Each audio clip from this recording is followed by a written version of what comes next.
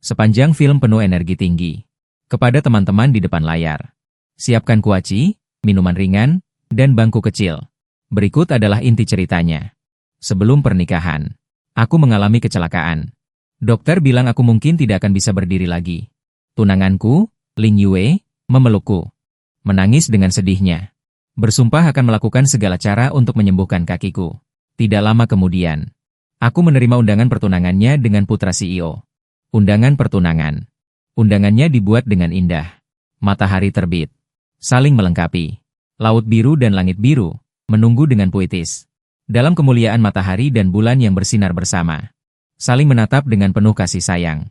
Akin, apakah kamu akan keluar dari rumah sakit saat hari nasional? Pastikan untuk datang ke pesta pertunanganku ya. Aku melihat WeChat dan undangan yang dikirim oleh Hansu. Pelipisku berdenyut-denyut sakit. Draft undangan itu digambar sendiri oleh Ling Yue. Aku bisa mengenalinya dalam sekejap. Cukup perhatian. Hansu, Ling Yue. Keduanya bersinar bersama. Aku, si bodoh yang terbaring di rumah sakit ini, masih terus memberikan segalanya untuknya. Merencanakan kejutan pernikahan. Diputuskan. Bahkan tanpa pemberitahuan resmi. Aku menahan emosi yang meluap-luap. Aku menelepon Ling Yue. Kata-kata dari orang lain. Aku hanya percaya setengahnya. Sudah belasan tahun kita bersama sejak kecil. Aku hanya ingin mendengar apa kata Ling Yue. Telepon segera tersambung. Nada bicara Ling Yue yang lembut. Seperti biasa. Akin, bagaimana perasaanmu hari ini? Aku malas bertele-tele. Apa maksudnya dengan pesta pertunangan Hansu di hari nasional? Apakah dia memberitahumu? Aku tidak menjawab.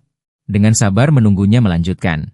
Lama kemudian, dia menghela napas ringan. Kemudian suaranya mulai tercekat. Akin, jangan salahkan aku. Aku punya alasan tersembunyi. Kau tidak akan bisa lepas dari kursi roda. Hansu bilang perusahaan tidak punya presiden untuk mempekerjakan orang cacat. Kau adalah orang yang sangat bangga. Dampak dari kecacatan saja sudah cukup besar bagimu. Jika kau kehilangan pekerjaan lagi, aku tidak berani membayangkan bagaimana kau akan hidup nanti. Jadi aku dan Ling Yue, Hansu, bekerja di perusahaan yang sama. Hansu adalah putra CEO. Kembali dari studi di luar negeri tahun lalu. Langsung menduduki posisi penting. Aku memejamkan mata. Dengan kuat menekan dahiku yang berdenyut-denyut. Kau hanya perlu memberitahuku. Apakah dia mengancammu? Atau kau dengan sukarela bersamanya?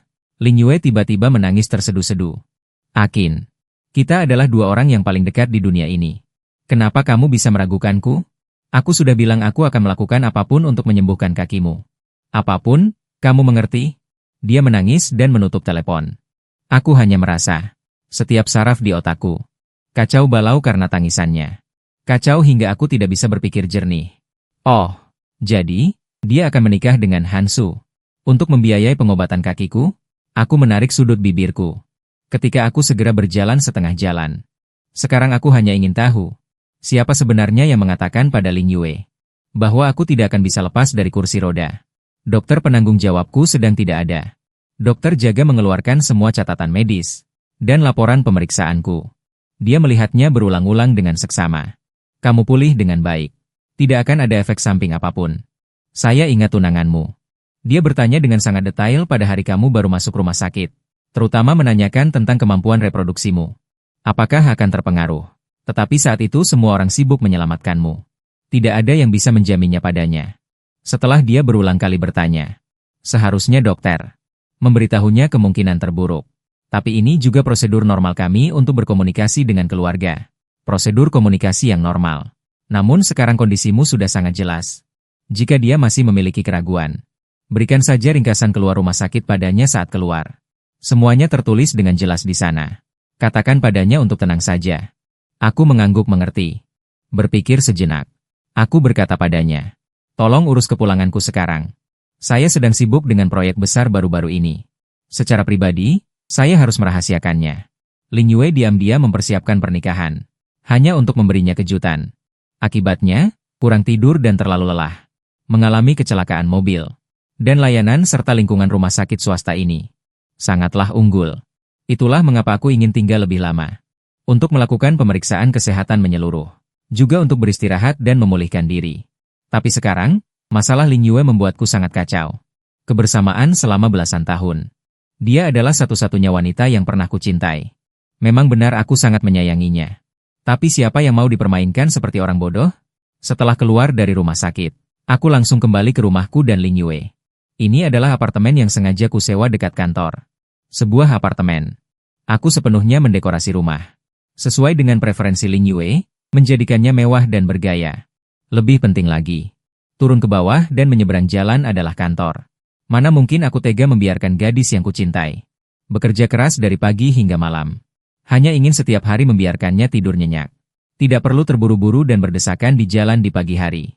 Pada hari kami pertama kali pindah, mata Ling Yue berbinar karena terkejut. Dia langsung melompat ke tubuhku. Kedua tangannya erat memeluk leherku. Terus menggesek-gesekkan wajahnya di ceruk leherku. Akin, aku sangat suka tempat ini. Aku tersenyum melihat matanya yang hitam melengkung seperti bulan sabit. Sudah tahu kamu akan suka. Ini kan CBD. Pasti mahal sewanya. Kalau kamu suka, semuanya jadi berharga. Akin, kamu baik sekali padaku. Bulan kecilku yang bodoh. Tidak baik padamu, lalu pada siapa? Dia bertanya sambil tersenyum padaku. Menciumiku tanpa henti. Membuatku yang sudah beberapa hari ini lelah seperti anjing. Langsung hilang tak berbekas. Saat itu aku berpikir, bulan kecilku. Benar-benar anak kecil lugu yang mudah merasa puas. Apartemen kecil ini saja dia sudah sangat suka.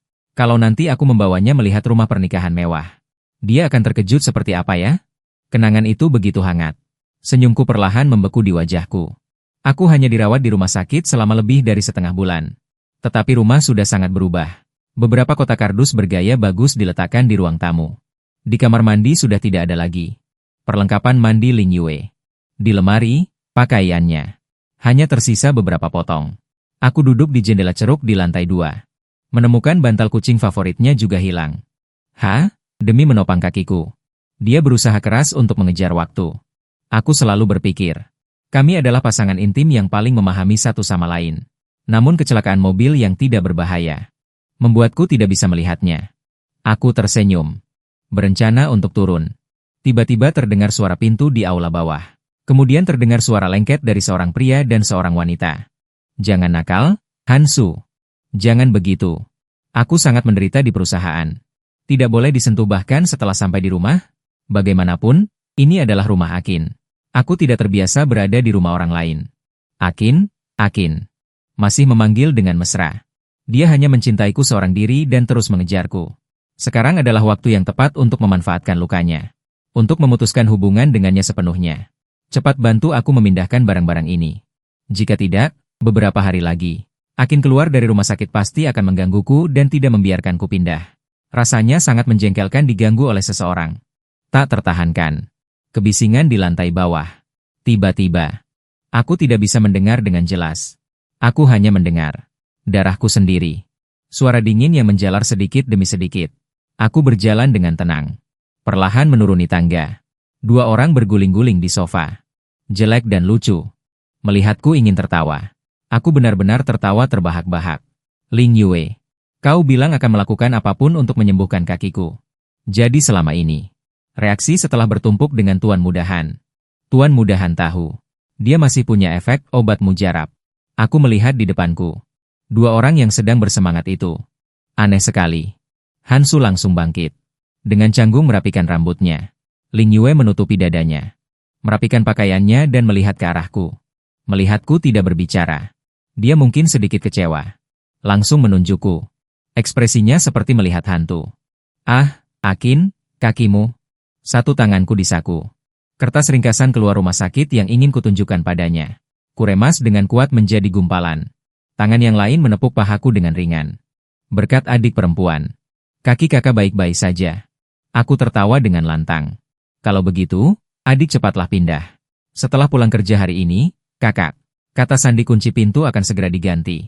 Jangan bilang aku terus mengejarmu. Aku pergi dari rumah tanpa menoleh ke belakang.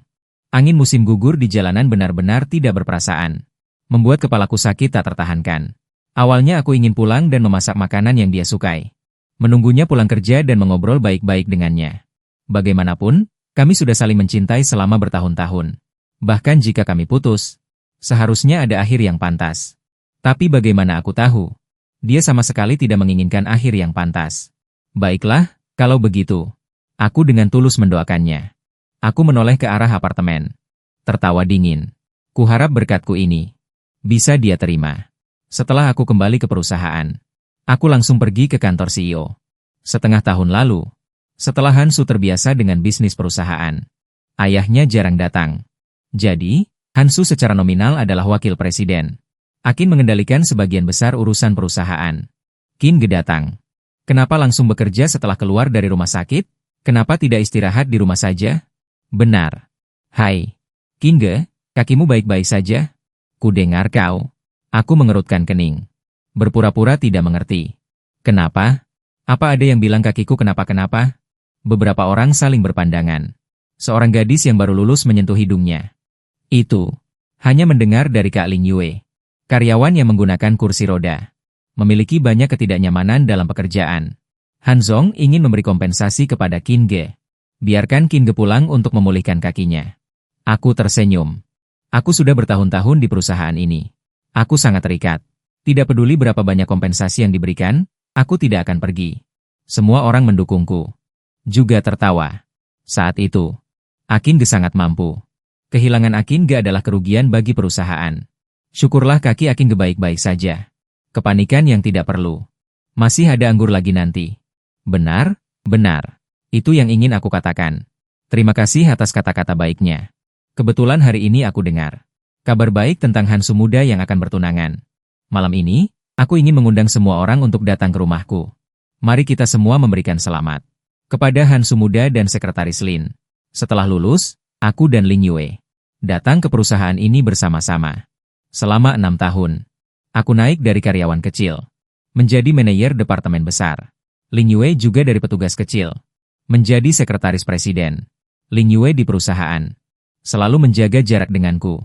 Dia bilang tugas pekerjaannya khusus. Hubungan publik. Itu akan membiarkannya mengordinasikan hubungan antar departemen. Pasti rumit. Aku mengerti. Dan menghormati pendapatnya. Ditambah lagi aku memang tidak banyak bicara. Jarang mengobrol dengan orang lain. Jadi semua orang mengira aku dan Lin Yu hanya teman sekelas. Tidak ada yang mengira kami sepasang kekasih. Sekarang pertunangan bos adalah masalah besar. Semua orang berharap ada kesempatan untuk menjilat. Cari tahu situasinya.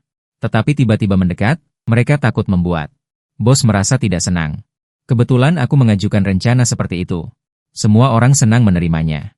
Baiklah, sudah diputuskan. Pulang kerja ikut denganku. Begitu aku selesai berbicara, Hansu dan Lin Yu masuk. Aku tersenyum pada Hansu. Aku bilang aku akan memberi mereka restu. Bagaimana bisa aku picik? Han muda memesan jamuan pertunangan di Haiwan Tiandi.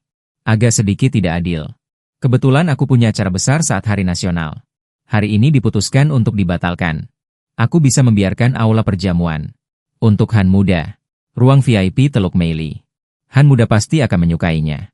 Kata-kataku hampir membuat semua orang terkejut. Haiwan Tiandi sudah menjadi hotel bintang 5 yang cukup mewah di Bingcheng. Apalagi di hari seperti Hari Nasional. Banyak orang kaya tidak bisa memesannya. Keluarga Han dengan level ini tentu saja kesulitan. Pasti Hansu. Ayahnya menggunakan berbagai koneksi. Baru saja hampir berhasil memesan. Apalagi ruang VIP Teluk Meili. Jangan dibicarakan lagi. Tempat seperti mimpi itu. Hanya untuk beberapa taipan terkemuka. Hanya beberapa taipan terkemuka. Tempat yang menunjukkan status. Jam tanpa suara yang terakhir. Hansu tertawa kecil. Akin tidak sia-sia dirawat di rumah sakit selama setengah bulan ini. Sudah bisa bercerita lucu. Dia tertawa. Semua orang juga ikut tertawa. Bagaimanapun, tidak ada yang percaya. Rekan kerja di sekitar mereka benar-benar bisa dengan mudah memesan ruang VIP Teluk Indah. Aku mengejeknya. Tuan muda Han tidak menghargainya? Baiklah, kalau begitu. Hansu menatapku dengan senyum paksa. Baiklah. Akin sudah berkata demikian. Tidak pantas jika kita tidak pergi. Benar kan? Ling Yue. Ling Yue di sampingnya terlihat pucat. Waktu kerja. Jangan mengobrol. Bicaralah setelah jam kerja. Aku mengangguk. Melihat keduanya. Setelah pulang kerja, semuanya akan merayakannya untuk kalian berdua. Semuanya pergi ke rumahku. Hansu menyela sambil tersenyum. Hanya beberapa meter persegi di rumahmu itu. Mana cukup untuk menampung begitu banyak orang. Lebih baik aku pesan tempat saja. Aku melambaikan tangan. 1000 lebih meter persegi. Pasti cukup. Tuan mudahan tidak perlu sungkan padaku. Pupil mata semua orang mulai bergetar. Aku menahan senyum. Melirik Ling Yue yang wajahnya pucat pasi. Melangkah pergi dari kantor CEO. Ini masih apa? Kejutan yang lebih besar masih menanti. Aku baru saja kembali ke kantor. Bahkan belum selesai minum secangkir teh. Aku sudah menerima 2 pesan WeChat dari Ling Yue. Akin, aku tahu hari ini aku dan Hansu membuatmu terkejut. Tapi jangan menghancurkan citramu seperti ini, oke? Kamu terlalu membual. Nanti kalau ketahuan bohong, mau ditaruh di mana mukamu? Bagaimana kamu bisa bekerja di perusahaan ini lagi? Nanti akan saya beritahu semuanya. Kamu hanya bercanda. Jangan membuat keributan setelah jam kerja. Lagi pula, kamu membuat Hansu merasa canggung. Seolah-olah kamu tidak ingin memberkati kami. Seolah sengaja bersaing dengannya. Ketika saya melihat pesan pertama, saya pikir dia benar-benar memikirkan saya.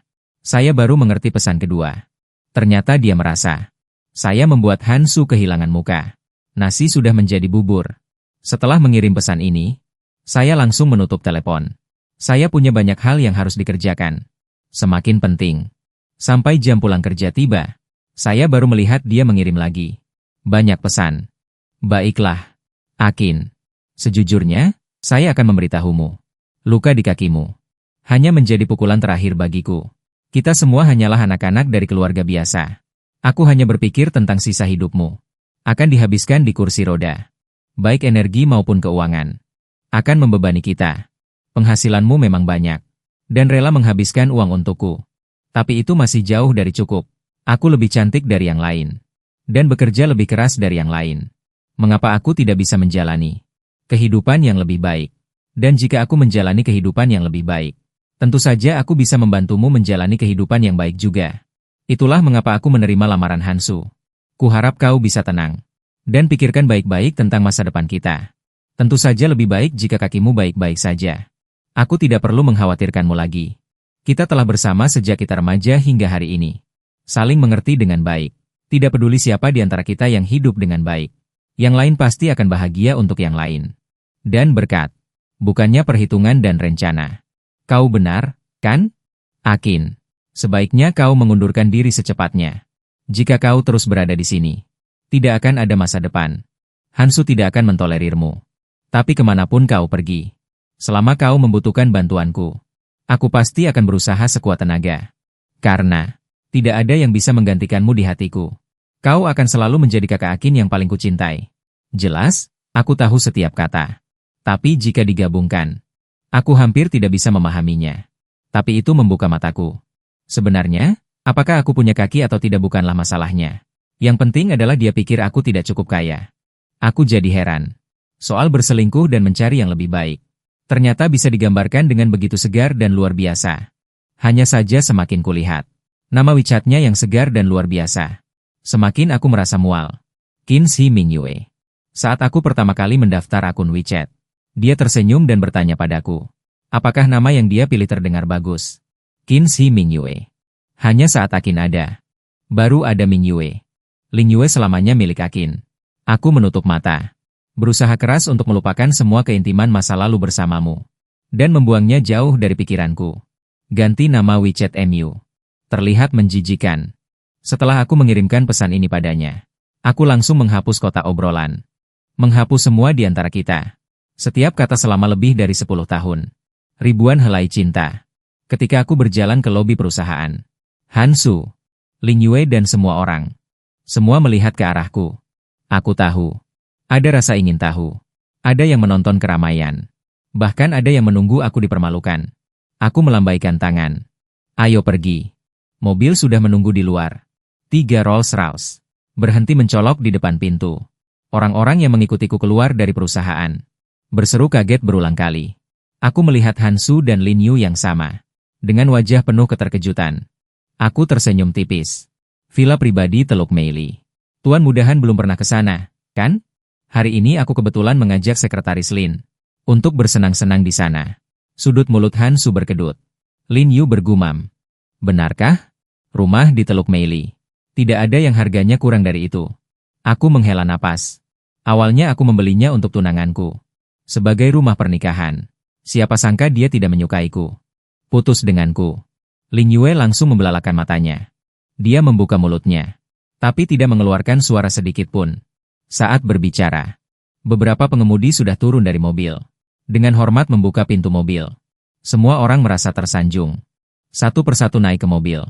Hanya Hansu dan Ling Yue yang terpaku di tanah. Tidak bergerak. Aku duduk di dalam mobil. Terus melihat mereka berdua. Kalian berdua. Tidak pergi? Ling Yue baru sadar. Menarik lengan baju Hansu. Tentu saja pergi. Aku tertawa. Baguslah kalau pergi. Pergi. Baru ada lebih banyak kejutan untuk mereka. Dijamin tidak rugi. Tak lama kemudian tiba di Teluk Meili, Mil WN. Beberapa Rolls-Royce tua malah dihalangi oleh satpam. Maaf, Tuan. Hanya kendaraan yang terdaftar atas nama pemilik yang dapat masuk. Kendaraan dari luar tidak bisa masuk. Ke jalan internal Teluk Meili. Sambil mengangguk setuju. Aku mengajak rekan-rekan untuk turun dari mobil. Teluk Meili memiliki mobil penghubung. Khusus untuk melayani pemilik. Aku berkata kepada satpam. Tolong antarkan kami ke distrik 1, nomor 18. Satpam membungkuk padaku. Baik, Tuan. Mohon tunjukkan identitas Anda. Aku mengambil tas tangan. Mengeluarkan identitas dan memberikannya padanya. Selembar kertas yang dilipat 2. Dengan klip catatan. Tanpa sengaja terjatuh. Hansu dengan cepat mengambilnya. Ling Yue mendekat. Bergumam. Harga sewa harian gaun pengantin. 20.000 sehari. Tidak termasuk bahan bakar dan sopir. Semua orang tertegun sejenak. Hansu langsung menepuk bahuku. Dengan senyum lebar. Wah, kau benar-benar rela menghabiskan uang. Menyewa 3 mobil untuk pamer. Gaji 2 bulan langsung habis. Apakah itu sepadan? Seorang asisten kecil yang biasanya suka menjilatnya. Juga menutup mulutnya sambil tertawa. Pamer sekali. Sungguh menyakitkan. Beberapa orang ingin tertawa tetapi merasa tidak enak. Aku mengabaikannya. Tapi tetap mengambil tagihan dari tangan Ling Yue. Dan memasukkannya kembali ke dalam tas. Melihat itu, Hansu tertawa semakin lebar. Kita semua bukan orang luar. Akin, mengapa kau membuang-buang uang? Untuk pamer di depan semua orang? Apakah itu ada gunanya? Sopir tua yang mengemudikanku. Tidak bisa menahan diri. Berkata dengan keras. Ketiga mobil ini baru saja dibeli oleh Tuan Li hari ini. Orang biasa memesan berbulan-bulan pun belum tentu bisa mendapatkan barangnya. Banyak orang antre untuk menyewa dari Li Zong. Apa yang kalian lihat adalah bukti kontrak penyewaan mobil. Saya akan menyelesaikannya sore ini dan membawanya kepada Li Zong. Bahkan tidak bisa membaca kata-katanya. Mengapa ikut-ikutan tanpa tahu apa-apa? Tawa Hansu langsung membeku. Aku menarik sudut bibirku. Dan berkata kepada sopir. Sudut pandang yang berbeda. Pemahaman juga akan berbeda. Tidak perlu membuang-buang kata. Zhao Shifu, istirahatlah sebentar. Terima kasih atas kerja kerasmu. Baik. Tidak sulit, tidak sulit. Li Zong terlalu baik. Zhao Shifu melambaikan tangannya berulang kali. Dan dengan jijik melirik Hansu dan yang lainnya. Berbalik dan kembali ke Rolls-Royce. Melihat semua orang tampak sedikit canggung. Aku tersenyum dan menyuruh semua orang naik mobil keamanan. Hanya masalah kecil. Jangan biarkan itu memengaruhi suasana hati semua orang. Semua orang langsung menjawab. Ya, ya. Lihat betapa megahnya cinta abadi kita. Oke, setelah kuhitung, cinta abadi bisa menghasilkan puluhan ribu dari uang sewa bulanan. Hebat sekali, cinta abadi. Ling Yue menggigit bibirnya. Menatapku lurus. Aku pura-pura tidak melihatnya. Dan berbicara sambil tersenyum kepada semua orang. Saat itu, satpam yang telah memeriksa identitas bergegas. Menghampiriku. Maaf, Tuan. Anda Tuan Li, kan? Aku mengangguk. Satpam mengembalikan identitasku dengan kedua tangan. Tetapi tidak mengizinkan bus pengantar untuk berangkat. Maaf, Tuan Li. Pemilik nomor 18 di area A bukan Anda. Kami tidak bisa mengantar Anda masuk. Maaf, Anda semua harus turun. Semua orang tercengang. Hansu, yang terdiam untuk waktu yang lama, tiba-tiba tampak sangat senang. Ku bilang, Likin, Likin. Kau tahu, jika kau ingin berpura-pura, setidaknya cari tempat yang lebih baik. Kenapa malah memilih Beautiful Bay untuk mencari masalah? Hansu sangat senang. Dengan kekuatan keluarga kami. Aku malu berpura-pura di Beautiful Bay. Kau pikir berapa banyak Rolls-Royce yang bisa kau beli? Lalu merasa pantas berada di Beautiful Bay. Terlalu percaya diri. Dia berkata sambil tertawa dengan nada superior. Lalu menepuk bahuku. Masih terlalu muda. Likin. Orang tuamu tidak mengajarimu bahwa dunia ini penuh tipu daya? Perahu kecil mudah tenggelam. Ling Yue yang sedari tadi diam, akhirnya menatapku. Dengan tulus. Li Qin. Kita sudah saling kenal belasan tahun. Kita saling tahu luar dalam. Kau benar-benar bertindak terlalu jauh hari ini. Kata Tuan Han benar. Harga diri pria didapat dari kekuatan. Bukan dari omong kosong atau pura-pura. Ayo kita pergi sekarang. Jangan mempermalukan dirimu di sini. Sambil berbicara, dia menyuruh semua orang turun dari mobil. Aku juga tidak menghentikannya. Melihat beberapa orang mengikutinya. Dan Han Su turun dari mobil. Kebanyakan orang masih di dalam mobil menungguku. Lin Yue menunjukku dengan tidak sabar. Cepat turun, Akin. Apa kau belum cukup membuat Tuan Han malu? Tuan Han setidaknya adalah bos besar yang terhormat. Apa kau pikir pantas membuatnya malu karena dirimu? Aku masih mengabaikannya. Hanya berkata kepada Satpam. Pemilik yang terdaftar di Blok A nomor 18. Adalah seorang wanita, benar? Satpam mengangguk. Benar. Tuan Li. Aku tersenyum. Pemiliknya bernama Lin Yue. Benar kan? Benar. Tuan Li. Semua orang tercengang. Lin Yue bahkan membeku seperti batu. Aku merokok sebatang rokok. Rumah ini adalah hadiah dariku untuk Lin Yue, tunanganku. Jadi langsung atas namanya. Satpam itu mengangguk hormat. Tapi tidak mau mengalah. Walaupun saya percaya pada Anda. Tetapi tanpa persetujuan pemilik. Saya tetap tidak bisa membiarkan Anda masuk. Ini demi setiap pemilik. Di Teluk Indah. Mohon pengertian Anda. Tidak apa-apa. Anda melakukan hal yang benar. Aku mengacungkan jempol padanya. Telepon pemimpin kalian. Katakan Li Qin datang. Li seperti Li Shimin. Qin seperti Qin Shi Huang. Satpam itu tertegun. Li seperti Li Shimin. Qin seperti Qin Shi Huang. Baik, baik. Saya akan segera menelepon. Udara hening. Hanya terdengar beberapa. Satpam menelepon di luar. Mengangguk dan membungkuk di telepon. Terus berkata. Dia kemudian berlari menghampiri. Di satu sisi pengemudi menghidupkan mobil. Di satu sisi, sebelum dia membungkuk padaku. Maaf, Tuan Li. Mata saya tidak mengenali Gunung Tai. Silakan masuk. Aku menepuknya. HMPH, hal kecil.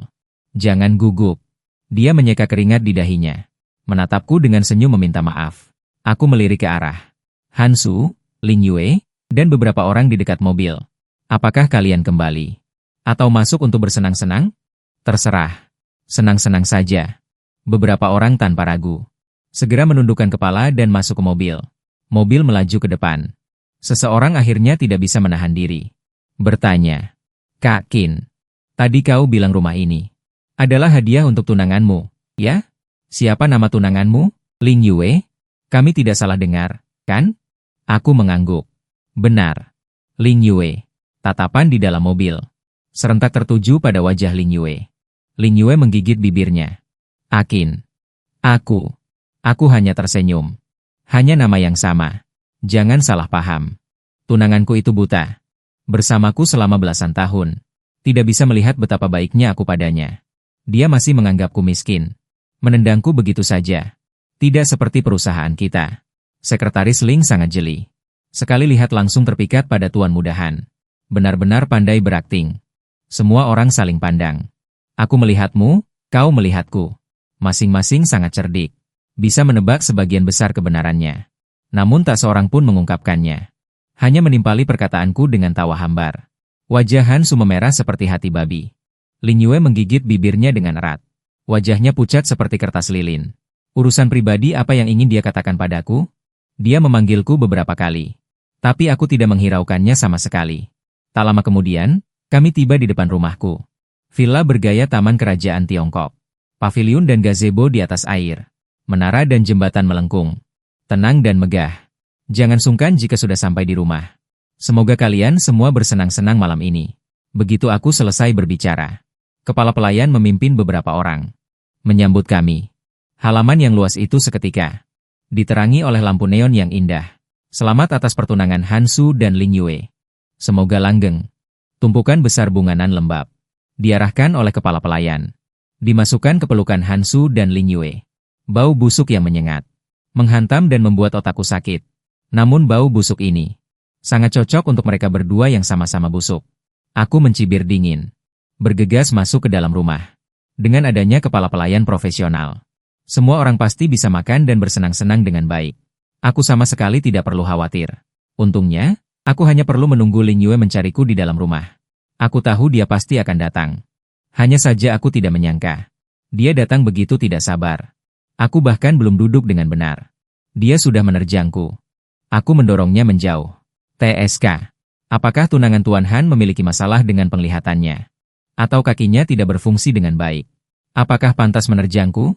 Ling Yue terdorong olehku hingga terhuyung. Hampir terjatuh. Dia menatapku dengan berlinang air mata. Akin, jangan perlakukan aku seperti ini, bisa? Hubungan kita selama belasan tahun ini. Apakah bisa diputuskan begitu saja? Aku segera memberinya tisu. Adik, bicaralah jika ada yang ingin dikatakan. Kenapa menangis? Oh, apakah karena melihat kakak punya uang? Lalu ingin menendang Tuan Han? Ingin memakan rumput yang sudah kakak tinggalkan? Kalau begitu, kakak harus menasihatimu. Menjadi orang tidak boleh setidak bermoral ini. Akin, haruskah kamu berbicara sinis padaku seperti ini? Aku menatapnya dengan dingin. Air mata jatuh satu persatu. Jika seperti dulu, melihatnya menangis akan membuat hatiku sakit. Tapi sekarang aku hanya merasa ironi. Dan lain-lain. Bukan mengalir untukku. Mengalir untuk uang. Ling Yue, malam ini aku dengan tulus ingin memberkati kamu dan Hansu. Kamu juga bilang, hubungan kita lebih dari 10 tahun. Jadi kupikir berkat ini harus cukup berbobot. Apa kamu puas? Akin, jika aku berkata, aku benar-benar mencintaimu. Apa kamu percaya? Percaya. Kenapa tidak percaya? Apa aku bodoh? Jika kamu tidak pernah mencintaiku, aku masih akan memberikan hatiku dan jiwaku padamu selama lebih dari 10 tahun. Bukankah aku menjadi orang yang menyedihkan? Akin, lihat dia. Akin di sini.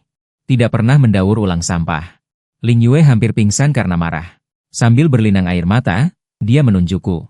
Kau bilang siapa sampah? Juga. Dimanjakan olehku. Tidak pernah mendengar aku berkata kasar padanya. Aku tidak mau terlalu berbakti. Melihat pacar terluka dan tidak ingin terbebani. Lalu mengincar orang kaya dan ingin menjadi wanita kaya. Tapi bahkan putus secara terbuka pun tidak mau. Beraninya melakukan hal-hal curang dan berbohong. Kalau bukan sampah, lalu apa? Oh, tidak. Aku sudah memfitnah sampah. Sampah pun lebih bersih darimu. Li Qin, kamu sudah keterlaluan. Ling Yue menunjukku dengan suara bergetar dan menangis. Memangnya kamu sebaik apa? Jelas-jelas sangat kaya. Tapi dengan sengaja menyembunyikannya dariku selama lebih dari 10 tahun. Antara sepasang kekasih bahkan tidak ada kejujuran dasar. Bukankah kau yang mempermainkanku duluan? Jika kau jujur dan mengungkapkan identitas aslimu, kita tidak akan sampai seperti ini hari ini. Logika ini sempurna. Aku ingin sekali bertepuk tangan untuknya. Jia Jinghaoku, apakah aku lebih sibuk darimu? Aku tidak pernah ragu untuk membelanjakan uang untukmu. Tidak bisakah kau melihat aku punya uang? Tapi kau terlalu serakah. Kau menginginkan lebih. Jadi, kekasih yang kau inginkan adalah uang. Bukan aku. Bukan juga Hansu. Sebaiknya kau berdoa agar keluarga Hansu tidak bangkrut. Jika tidak, kau harus berusaha keras mencari yang lain. Cih, betapa sulitnya. Ling Yue tidak bisa berkata apa-apa setelah aku berbicara. Dia hanya bisa terus menangis. Tangisannya sangat menggangguku. Aku hendak menyuruh orang menyeretnya keluar. Kulihat dia menghapus air matanya. Dan mengangkat kepalanya ke arahku. Baiklah, Li Qin. Karena kau tidak mencintaiku lagi. Aku tidak bisa memaksamu untuk bahagia. Dia menarik napas.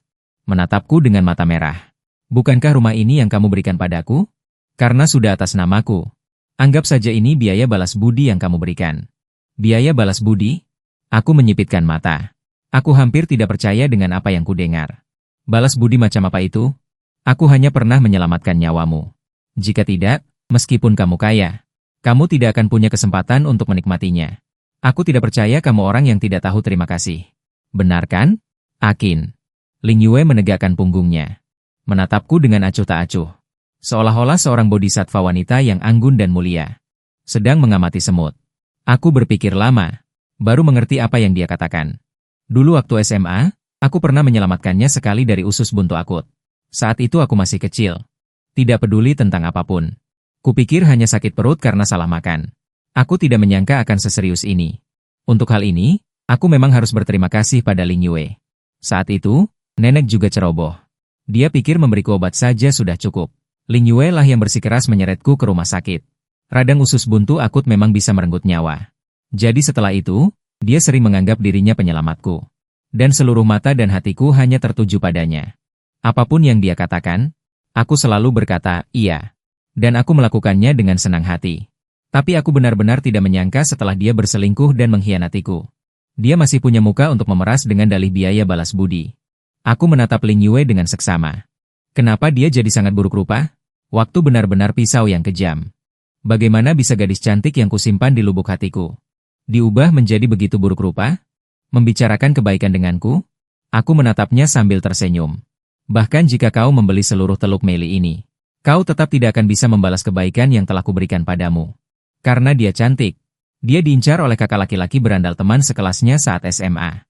Jika bukan karena aku menyelamatkannya, dia telah dieksploitasi oleh banyak orang malam itu.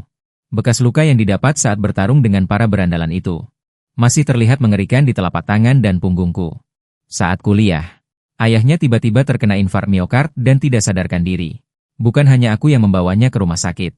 Bahkan ratusan ribu biaya operasinya pun aku yang membayarnya. Kemudian orang tuanya berkata akan mengembalikannya padaku. Tapi aku dengan sopan selalu mengatakan tidak perlu terburu-buru.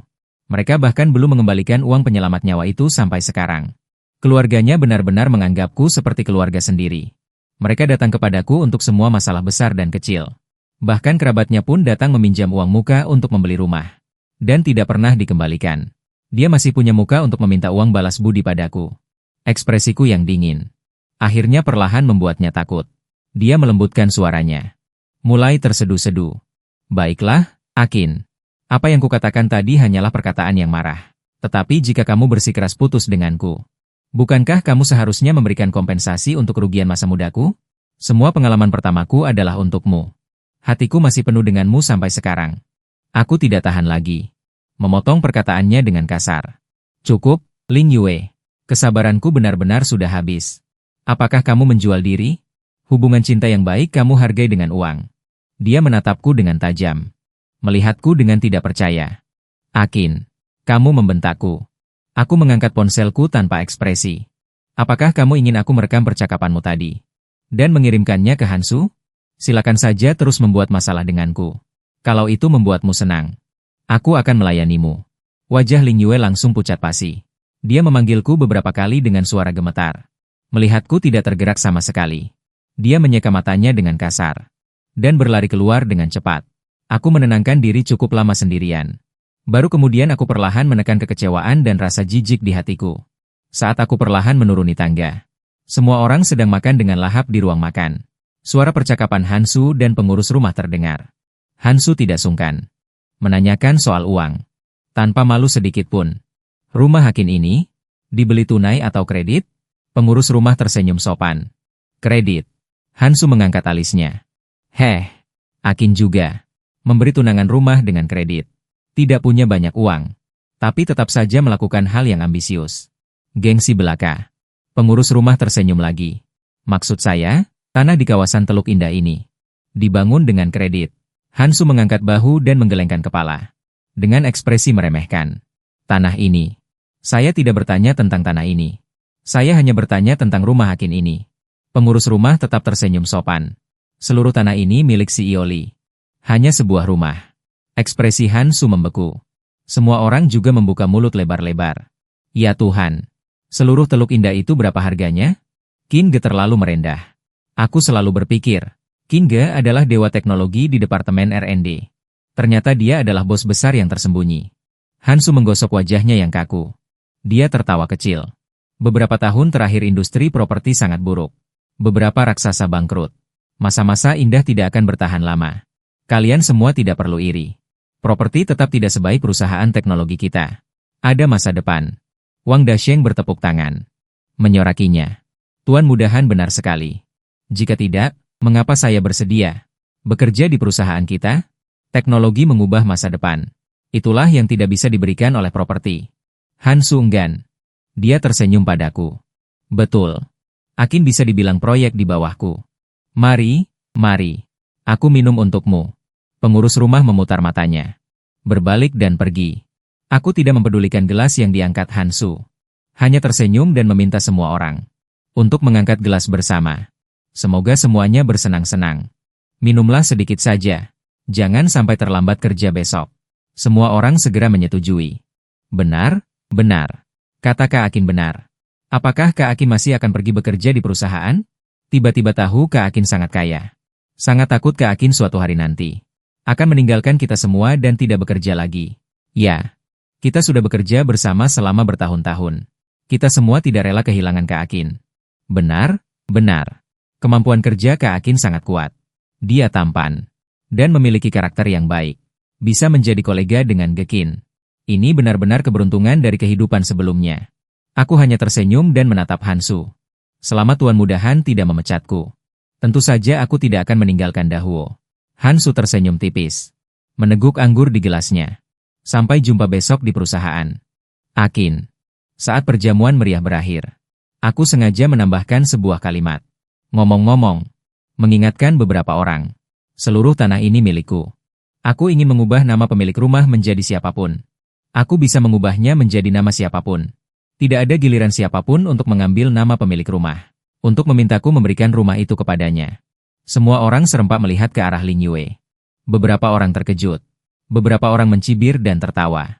Wajah Ling Yue memerah dan memucat. Dia menundukkan kepalanya. Hanya menggandeng Hansu. Keduanya dengan cepat menghilang dalam gelapnya malam. Aku menghadap punggung mereka berdua. Tersenyum tipis. Sampai jumpa besok. Kalian berdua. Paket kejutan spesial. Dipersembahkan dengan hormat. Keesokan paginya. Begitu aku masuk kantor, Hansu menyuruh seseorang mengantarkan surat pemecatan kepadaku. Aku tampak sangat marah. Langsung membawa sekretaris magang yang menyampaikan dokumen. Pergi ke kantornya. Kau tahu betul aku sangat mencintai perusahaan ini. Mengapa kau harus memaksaku pergi? Hansu tersenyum dengan wajah puas. Lagi pula, dia pikir, ini adalah wilayah kekuasaannya. Sedangkan aku, yang bergerak di bidang properti, berbeda jalur dengannya. Dia juga tidak perlu menjilatku. Kuil kecilku ini tidak mampu menampung dewa agung sepertimu. Jika kau terus bekerja di sini bersamaku, hanya akan membawa pengaruh buruk bagi karyawanku. Mengacaukan semangat juang. Aku mengerutkan alisku. Tidak mengangguk sedikit pun. Apa yang dikatakan Tuan Muda Han sepertinya ada benarnya juga. Dia mencibir pelan. Melambaikan tangannya padaku. Selamat jalan. Aku tidak terburu-buru atau marah. Tertawa pelan. Kalau begitu, sampai jumpa lagi. Tuan Muda Han. Begitu aku keluar dari kantornya, orang-orang dari kantor CEO langsung mengerumuni. Semua orang bertanya dengan suara pelan padaku. Qin Ge, apa kau benar-benar akan pergi? Aku mengangkat bahuku. Aku juga tidak tahu. Biarkan peluru terbang sekali lagi. Semua orang tampak bingung. Aku hanya tersenyum. Lalu pergi dengan langkah besar. Aku kembali ke kantor. Membuat secangkir teh. Teh baru saja masuk ke mulut. Orang yang kutunggu akan datang. Ayah Hansu. Han tua. Dengan membungkuk-bungkuk, dia mengundangku ke ruang rapat. Hansu menunggu di ruang rapat. Begitu melihatku masuk, dia langsung meraung. Ayah, aku sudah memecatnya. Kenapa ayah membawanya kembali? Han tua membentaknya dengan tergesa-gesa. Diam kamu. Beberapa orang yang tampak seperti eksekutif di ruang rapat melihatku masuk. Segera berdiri. Aku melambaikan tangan. Silakan duduk. Hansu memelototi. Ini, apa yang terjadi? Han tua menunjuknya. Berusaha keras menahan amarahnya. Jika kamu ingin mendengar, tutup mulutmu dan dengarkan baik-baik.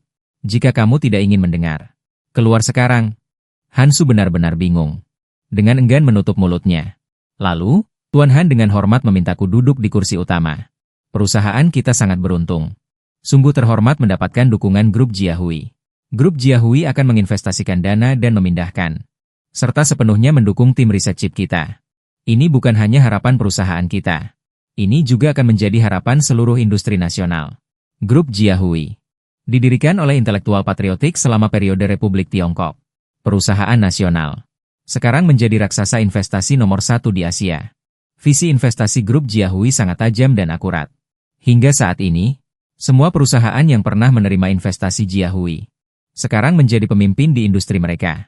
Semua orang tercengang. Kemudian bertepuk tangan dengan gembira. Perusahaan kita bisa mendapatkan dukungan grup Jiahui. Tentu saja tidak lepas dari investigasi dan usaha Akin selama bertahun-tahun. Semua orang menatapku serempak. Tuan Han tersenyum padaku dengan tatapan terkejut. Manajer Li kita, Akin. Dia adalah pewaris grup Jiahui.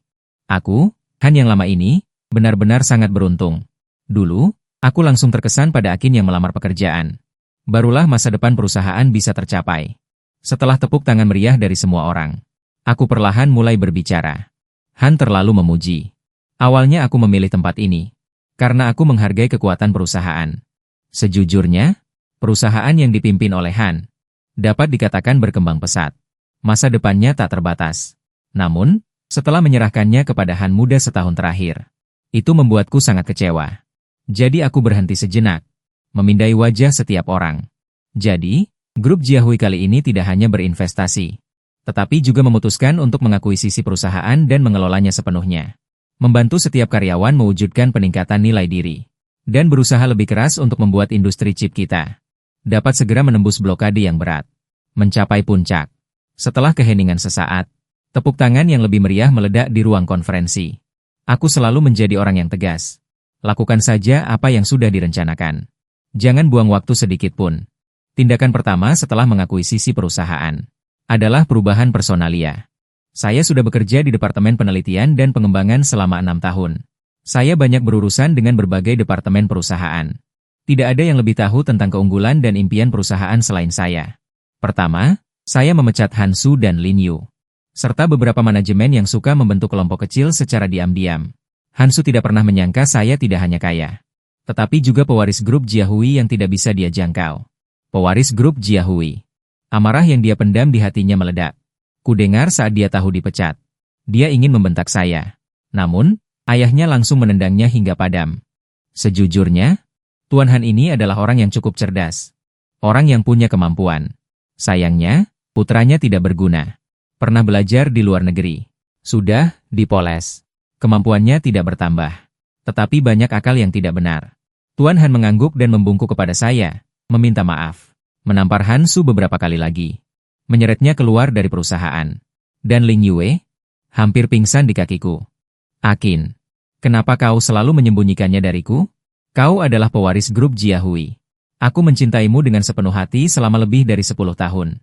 Ini tidak adil bagiku. Akin, pertanyaan bagus. Mengapa aku harus menyembunyikannya dari mereka? Dan faktanya adalah, aku tidak pernah ingin menyembunyikan apapun dari siapapun. Sama sekali tidak bisa menerima. Dengan hati yang hancur, aku datang sendiri ke rumah kakek nenekku di kota Es. Bersumpah untuk tidak pernah kembali ke rumah di kota Jing itu. Rumah yang bukan lagi milikku. Aku yang seperti ini. Bagaimana mungkin aku pergi dan memberitahu orang-orang siapa ayahku? Jiahui adalah milik keluargaku. Hanya seorang remaja yang kesepian. Selama bertahun-tahun itu, yang kupikirkan hanyalah, aku harus berusaha sendiri untuk mencapai sesuatu. Tanpa ayah ini, aku pasti cukup kuat. Rumah nenek dan rumah Ling Yue kebetulan bertetangga. Secara alami, aku dan Ling Yue kecil perlahan menjadi akrab. Keluargaku tidak kekurangan uang. Keluarga Ling Yue tahu itu lebih dari siapapun. Dia tidak pernah menderita sedikit pun bersamaku. Bahkan, aku sudah jelas-jelas menjanjikannya masa depan yang kaya dan makmur. Namun, dia terlalu serakah. Kesedihan dan penyesalannya sekarang bukan karena kehilangan hati yang benar-benar mencintainya. Dia hanya menyesal melewatkan kesempatan menjadi nyonya rumah keluarga Jiahui. Ya, aku adalah satu-satunya pewaris grup Jiahui. Ayahku sangat mencintaiku. Dia tidak ingin punya anak setelah menikah. Bahkan selama masa remajaku, aku tidak setuju dan tidak puas padanya. Tidak patuh, tidak hormat. Dia tetap tidak mengendurkan sedikit pun terhadap bimbingan dan kekagumannya padaku. Dan aku juga selalu berlari. Berkembang sepanjang jalan. Tidak pernah mengecewakan harapannya. Bagaimanapun, nama yang dia berikan padaku sangat mendominasi. Li dari Li Shimin. Qin dari Qin Shi Huang. Jika aku tidak berusaha keras, bagaimana aku bisa menghormati kedua leluhur ini?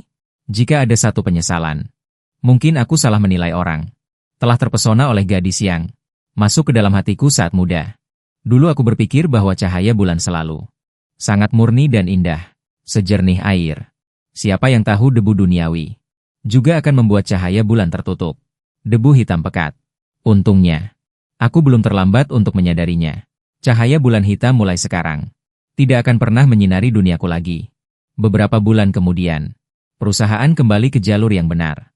Setiap orang di Departemen Penelitian dan Pengembangan bisnis chip kita, masa depan yang cerah. Dan aku bahkan lebih sibuk. Hampir makan dan tidur di sana. Semua di perusahaan. Hanya secara tidak sengaja mendengar orang menyebutkan Han Su akhirnya tidak menikahi Ling Yue. Ling Yue menjadi sekretaris Han Tua. Selama bertahun-tahun, Han Tua yang tidak memiliki prasangka keluarga, awalnya sangat mengenalinya, dan sangat setia pada pekerjaannya. Tetapi aku memberitahu Han Tua, hubunganku dengan Ling Yue, dan dia dan Han Su. Kolusi pribadi yang memalukan. Han Tua tanpa berkata apa-apa, memberi Han Su, seorang putri teman lama untuk dinikahi. Pertunangan yang dipercepat, langsung ditingkatkan menjadi pernikahan. Mengejutkan Ling Yue tanpa persiapan. Dia pikir kehilangan diriku yang kokoh ini masih bisa berpegangan pada Han Su yang kurus itu. Siapa sangka yang kurus pun tidak bisa dipegang. Jelas-jelas punya kaki sendiri. Malah ingin berpegangan pada kaki orang lain. Bukannya itu salah sendiri? Sudah lebih dari setahun kemudian, kudengar Han Su yang terus gagal dalam usaha. Menjadi putus asa. Setiap hari berpesta pora dan berhura-hura. Kemudian ditendang oleh istri sahnya yang temperamental. Saat perceraian, Han Su bersikeras untuk memperjuangkan hak asuh anak. Ternyata anak itu bukan anaknya. Mendengarnya membuatku hampir tertawa terbahak-bahak. Adapun Ling Yue, kudengar dia menikah dengan orang asing. Kecantikannya memang tak terbantahkan. Hanya saja otaknya agak kosong. Mengikuti suami tercinta ke luar negeri baru tahu. Di sana berlaku poligami. Suami tercintanya sudah memiliki 2 istri. Dia menikah hanya untuk menjadi istri ketiga yang bisa dipukul, dimaki, dan diperlakukan semena-mena. Siapa yang harus disalahkan? Jalan itu diciptakan oleh diri sendiri. Li Zong. Eksperimen kita punya terobosan baru. Teriakan gembira karyawan. Menarik kembali pikiranku. Aku tersenyum dan memberinya semangat. Lalu dengan cepat meraih jaketku. Tanpa suara mengikutinya lari ke laboratorium. Lihat, hidup ini, hanya dengan berdiri teguh di tanah, kita bisa berjalan di jalan yang datar.